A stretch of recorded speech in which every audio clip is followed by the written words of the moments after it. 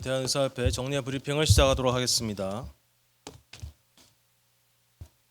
지난 16일 보건복지부에서는 대통령 업무 보고와 어제 열린 지역 필수 공공의료 현장 간담회를 통해 대통령과 정책 당국의 의료 현실에 대한 인식과 정책 방향을 확인할 수 있었습니다. 복지부 업무 보고에서는 의사 인력, 수가 개편, 공공의료, 비급여 관리, 특별사법경찰권, 비대면 진료 등 의료계의 주요 현안이 대거 포함됐습니다.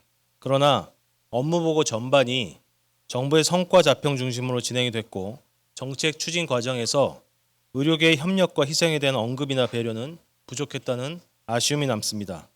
반면 어제 청와대 간담회에서 개최된 지역 필수 공공의료 관련 간담회에서 대통령께서 세계가 부러워하는 우리 의료 보장 체계의 가장 큰 기여를 어려운 환경 속에서도 환자에 대한 사랑과 헌신을 아끼지 않은 의료인들의 몫으로 평가하며 참석자들과 함께 의료인들에게 직접 박수를 보내주셨습니다. 대한의사협회는 전국 14만 의사회원을 대표하여 깊은 감사의 뜻을 전합니다. 이는 무너져가는 필수 의료 현장을 묵묵히 지켜온 의료인들의 노고를 국정 최고 책임자가 진정성 있게 위로한 것으로 우리 의료계에도 큰 위로가 되었습니다. 특히 의료 현안들이 유독 복잡하기 때문에 정부와 관련 직역들이 더 많이 만나고 대화해야 한다는 대통령의 문제의식에 공감하며 이러한 인식이 실질적인 제도 개선으로 이어지길 기대합니다. 대한의사협회는 정부와 책임 있게 대화하되 의료 현장의 지속 가능성을 위협하는 정책에 대해서는 분명히 문제를 제기하고 합리적인 대안을 제시해 나갈 것입니다. 다음으로는 지역 필수 공공의료 청와대 간담회 관련 정부 발표에 대한 입장입니다. 어제 정부가 발표한 지역 필수 공공의료 강화 추진 전략과 AI 기본의료 전략의 세부 정책들을 살펴보면 의료 현장의 붕괴를 가속할 수 있는 심각한 내용들도 다수 포함되어 있어 우려스럽습니다. 이에 대한의사협회는 간담회에서 형성된 공감대를 바탕으로 가장 먼저 실행에 옮겨야 할 최우선 과제를 제시하고 정부가 발표한 각 정책에 대한 공식 입장을 다음과 같이 밝힙니다. 첫 번째, 군의관, 공중보건의사 복무기간 단축에 대한 내용입니다. 어제 간담회에서는 군의관 공중보건의사 제도의 붕괴 실태가 정면으로 다뤄졌습니다. 현역병의 복무기간이 18개월을 단축되고 처우가 대폭 개선되는 동안 군의관 공중보건의사의 복무기간은 훈련기간을 포함하면 사실상 38개월입니다. 그 결과 의대생들이 현역병 입대를 선택하는 현상이 일반화되고 있습니다. 간담회에서 확인되었듯 공중보건의사는 약 800여 명에서 현재 92명으로 급감했으며 공중보건의사가 배치되지 못한 보건진료소가 이미 700곳이 넘습니다. 대통령께서도 이런 지적에 대해서 이런 상태로 놔두면 다 안 가버리는 상황이라며 체계적으로 검토하고 개선 방안을 실제로 찾아야 한다고 말씀하셨습니다. 군의관과 공중보건의사가 사라지면 군 의료 체계와 지역 공공의료의 체계는 필연적으로 무너질 수밖에 없습니다. 이는 몇 년 뒤의 우려가 아니라 지금 진행 중인 붕괴 상황이며 그 시급성을 국정 최고 책임자가 직접 확인하고 개선을 지시한 것입니다. 이제는 정부와 정치권이 공동으로 화답할 때입니다. 대한의사협회는 보건복지부, 국방부, 병무청 등과 이 문제를 지속적으로 논의하며 해결을 위한 여러 가지 대안을 제시했었습니다. 이제는 국가적 결단이 필요합니다. 국회 역시 관련 입법을 빠른 시일 내에 반드시 처리할 것을 촉구합니다. 다음으로는 건강보험 수가 구조 개혁 및 재정 투입에 관한 내용입니다. 최근 정부는 건강보험에서 연 3.6조 원, 지역 필수 의료 특별회계 1.2조 원을 투입해 중증, 응급, 소아 분만 수가를 인상하는 등의 대책을 밝혔습니다. 야간 휴일 중증 수술 가산 확대, 고위험 분만 수가를 대폭 인상하는 등 필수 의료에 대한 집중 투자는 의협이 지속해서 요구해온 사안으로 적극 환영하며 지필공 강화를 위한 실질적 예산 확보와 집행을 정부가 책임지고 추진해 주시기를 바랍니다. 그러나 이를 빌미로 해서 이른바 과보상이란 낙인을 찍은 타 진료과의 수가를 일방적으로 삭감하듯 아랫돌 빼서 윗돌 괴기식의 정책은 절대 수용할 수 없습니다. 무엇이 과보상인지 정부의 일방적 규정이 아니라 과학적 원가 분석과 의료계의 합의로 판단되어야 합니다. 건강보험 재정 파이의 쪼개기가 아닌 국고지원금의 파격적인 순증을 통해 지역 필수 의료 인프라에 직접 투입해야 합니다. 간담회에서 건강보험 법적 국고지원이 제대로 이행되지 않고 있는 부분에 대한 지적이 타당하다고 대통령이 답하신 만큼 협회는 국고지원의 정상화와 순증을 통한 지역 필수 의료 직접 투자를 다시 한번 촉구합니다. 세 번째, 의료사고 안전망 구축에 대한 내용입니다. 정부는 불가항력 의료사고 보상금을 3억 원으로 확대하고 모든 의료기관이 책임보험 의무 가입하되 국가가 보험료를 지원하여 고위험 필수 의료 사고에 대해 최대 18억 원까지 배상을 지원하며 중과실이 아닌 경우 기소 제한 및 형 감면을 허용하겠다고 발표했습니다. 배상의 국가 지원과 형 감면 조치는 긍정적입니다. 하지만 여전히 감면 수준에 머물러 있어 필수 의료 영역에 종사하는 의사들의 사법적 불안감을 완전히 해소하기에는 부족합니다. 대통령도 민사배상이 보험 등으로 충분히 담보된다면 교통사고 처리 특례법처럼 과실에 의한 형사 책임을 면제하는 입법이 필요하다는 의료계의 요구에 대해 매우 타당한 요구라고 생각한다고 밝혔습니다. 중과실이 없는 정상적인 필수 의료 행위 과정에서 발생한 상황에 대해서는 형사 책임을 면책하는 방향으로 나아가야 하며 신설되는 의료사고 심의위원회 하위에 각 상황에 따른 전문위원회의 신설이 명시되어야 합니다. 제도의 성패가 하위 법령에 달려있는 만큼 제도 설계 과정에서 의료계의 공식 참여가 보장되어야 합니다. 다음으로는 한국형 주치의 및 보건의료 AI 대전환 내용입니다. 소진료권의 포괄적 건강관리를 위한 한국형 주치의 제도를 도입하고 책임 의료기관에 공공의료 AI 고속도로 및 응급통합 AI 플랫폼을 구축하겠다고 밝혔습니다. 소위 한국형 주치의 제도는 국민의 의료기관 선택권을 제한하는 제도로 운영될 소지가 큽니다. 1차 의료는 규제가 아닌 자율적인 지원 사업 확대로 풀어야 합니다. 또한 정부가 주도하는 의료 AI 도입에 앞서 AI 시스템 오류로 인한 사고 발생 시 책임 소재를 명확히 하는 체계가 마련되어야 하며 최종 판단을 내리는 의료인에 대한 정당한 보상 체계가 확립되어야 합니다. 아울러 보건의료 데이터 활용의 확대는 안전장치 마련이 필수적입니다. 정부는 국민의 건강과 생명이라는 최우선 가치를 위해 대한의사협회와의 진정성 있는 논의에 즉시 나서줄 것을 강력하게 촉구합니다.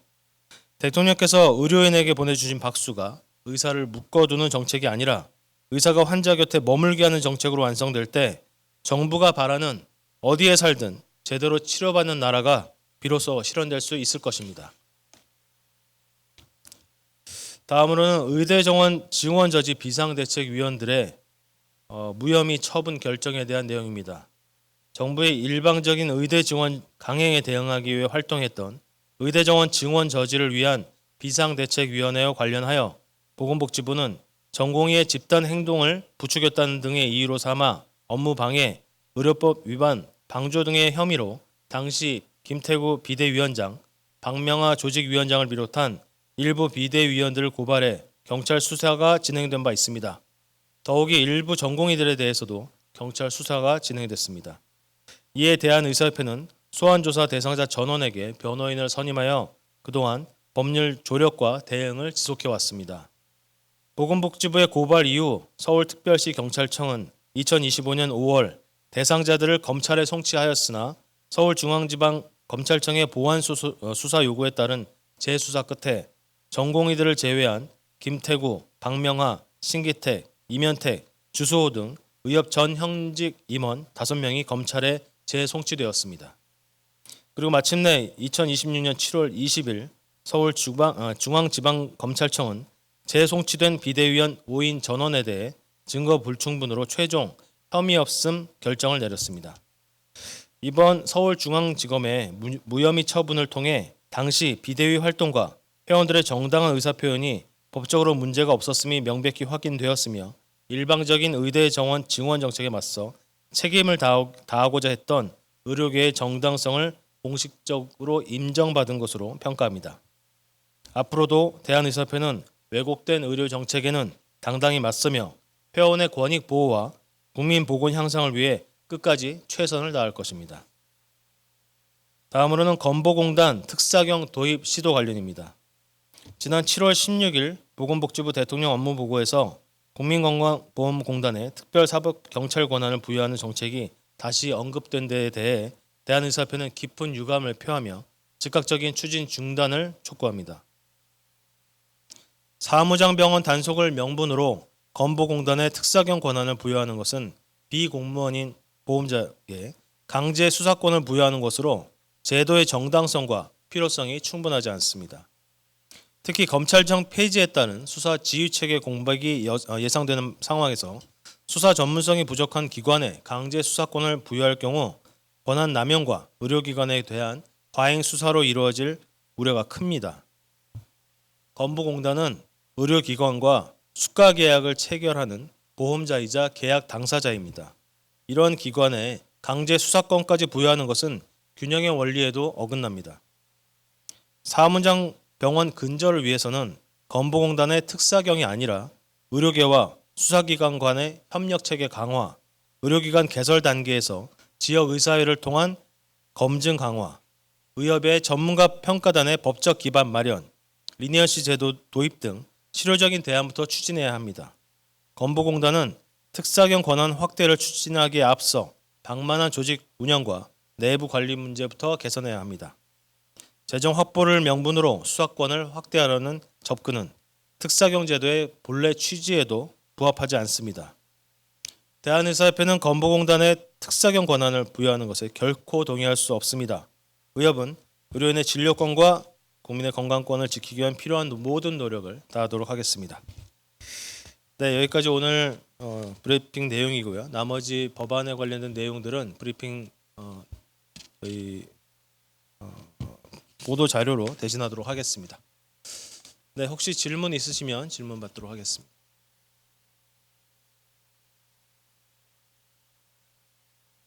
예, 그리고 이어서 오후 4시부터는 저희 한방대책특별위원회에서 특별 기자회견이 준비가 되어 있습니다. 오늘 또 많은 관심과 또 질문 부탁드리겠습니다. 네, 혹시 질문 있으신가요? 네.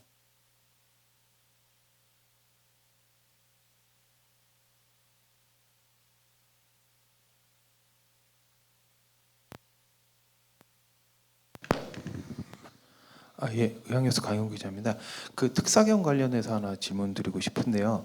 지금 의협에서는 지역 의사의 사전 검증이나 이제 전문가 평가단의 법제화 등을 이제 자율적 대안으로 좀 제시를 하셨는데 이게 또 내부적인 이제 의료계 내부적인 온정주의나 이제 자율정화의 한계가 있어서 좀 그 실효성이 좀 떨어진다는 지적이 좀 있습니다. 그래서 이제 의협이 지금 제시한 대안들이 이제 강제 수사권을 가지고 있는 특사경보다 좀 사무장 병원을 좀 근절하는데 좀 효과적이라고 생각하시는 근거를 좀 말씀해 주셨으면 합니다.